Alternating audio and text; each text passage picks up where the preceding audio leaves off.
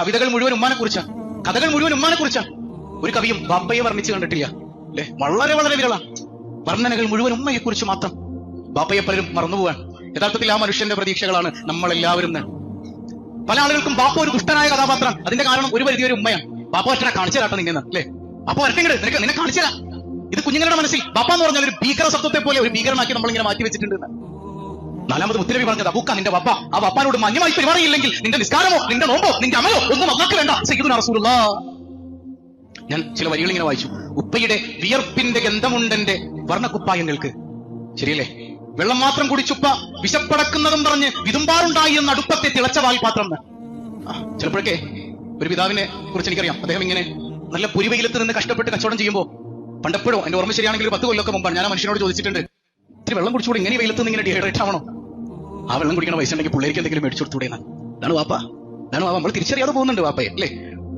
ഉപ്പയുടെ കഷണ്ടിത്തലയുടെ പരപ്പായിരുന്ന മുകളിലെ ഭംഗിയുള്ള സീലിംഗ് ചുമരുകൾക്ക് വളരെ മനോഹരമായിട്ട് പറയുന്നുണ്ട്. ആ മനുഷ്യന്റെ ആ കഷണ്ടിത്തല, ആ മനുഷ്യൻ ഒഴുക്കിയ വിയർപ്പിന്റെ ഫലമെന്നോണം കൊഴിഞ്ഞുപോയ മുടികൾ നിനക്ക് താമസിക്കാനുള്ള വീടായി പടർന്നു പന്തലിച്ചത് അവിടെ നിനക്ക് കാണുന്ന. ഉപ്പയുടെ ആയുസ്സിന്റെ ചവർപ്പുണ്ടായിരുന്നതിന്റെ തീരാത്ത മോഹങ്ങൾ കാണുന്ന. എന്റെ മോഹങ്ങൾക്ക് വേണ്ടി എല്ലാം തിരിച്ച ഉപ്പ. ചിലപ്പോൾ ഉപ്പാക്ക് ഉണ്ടാവും കൊതി, എനിക്ക് ഉംറക്ക് പോകണം, എനിക്ക് ഹജ്ജിന് പോകണം, അല്ലെങ്കിൽ എനിക്ക് ഇന്നാലിന് ആഗ്രഹങ്ങളുണ്ട്. അതിന്റെ ഇടയിൽ കുട്ടി വന്നിട്ട് പറയാം, വാപ്പ എനിക്ക് ഇന്നാലിന്റെ കോഴ്സ് ചെയ്യണം എന്ന് പറയുമ്പോൾ ഉംറയൊക്കെ മാറ്റി വെച്ചിട്ട് എന്റെ മോന്റെ കൊതി നടക്കട്ടെ എന്ന് ചിന്തിക്കുന്ന വാപ്പ. ആ വാപ്പ ഇല്ലാതെ നിനക്കൊരു അമലുമില്ല. സയ്യിദുനാ റസൂലുള്ളാഹി സ്വല്ലല്ലാഹു അലൈഹി വസല്ലം. തിരിച്ചറിയാതെ പോയിട്ടുണ്ട് നമ്മുടെ മാതാപിതാക്കളെ.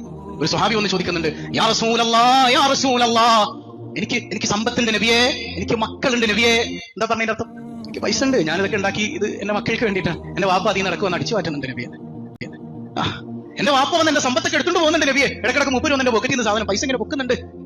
വാപ്പാനെ വിളിച്ചൊന്ന് ഉപദേശിക്കാനാ പറയണത്. അവിടുത്തെ മുഖം ചുവന്നു. സയ്യിദുനാ റസൂലുള്ളാഹ്.